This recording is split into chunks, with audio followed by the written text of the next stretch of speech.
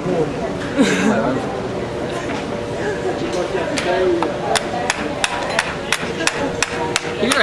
at Heartland Horseshoeing School. Hello and welcome back to another edition of Hammered in the Heartland. It's the morning of day 3 and the students are staying with it despite the immense challenges they have chosen to face. Today, Chris brought in feet from deceased horses. For many of the students, this will be their first time to trim a foot, and this method allows the students to make mistakes without harming a live animal. Why do I've seen a lot of farriers too? They dip the quarters. Because I know it's gonna happen real soon. Then you got your shoulder. You do that really for tilt it just a little more that way so you can get in to start. There you go. Beautiful. If you can do knife work on these dead feet, you're good to go anywhere else.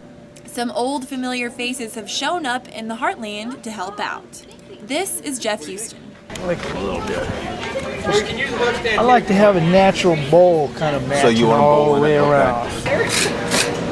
Jeff has brought along Snow White, an old friend of the school. Snow White was enrolled at the Heartland 2 years ago, and she is now a journeyman. She and Jeff spent a few days teaching the students some helpful techniques. Later that day, Chris demonstrated how to fit and shoe a reining horse with sliders on its hind feet. Now we make all of our own sliding plates, and you'll see that it's wider on the outside than it is the inside. One thing that happens when a horse is reining, as they stop, they start to splatter, so the hind feet come apart.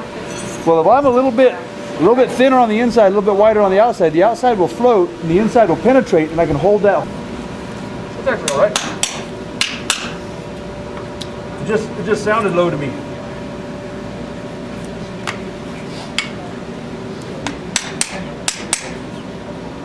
If a shoe moves on you when you're setting it, generally it moves back. Move that shoe around, right? So I put that shoe right where I want it. I go to the front inside corner. Okay, at this point I decide, is my shoe where I want it, or do I want it to move left or right? I'm going to make it move medial just a touch. So I'll drive the medial nail first, then my lateral nail. A nail will push the shoe away. To wrap up the day, Chris did an anatomy dissection on one of the dead feet. Cable that came from my armpit, bolted to my elbow, bolted to the palm of my hand. If I want to straighten my hand, I would also have to straighten my elbow. You guys understand that? That is the reciprocal apparatus. So what that means to us is when we pick up a hind foot, it's folding around the end of the fetlock joint. The course distad, around the sesamoids, around the navicular bone, and inserts the semilunar crest of the coffin bone. The semilunar, that means partial moon. If you look at the bottom of a coffin bone, it has a partial moon shape. That's where your deep flexor tendon inserts.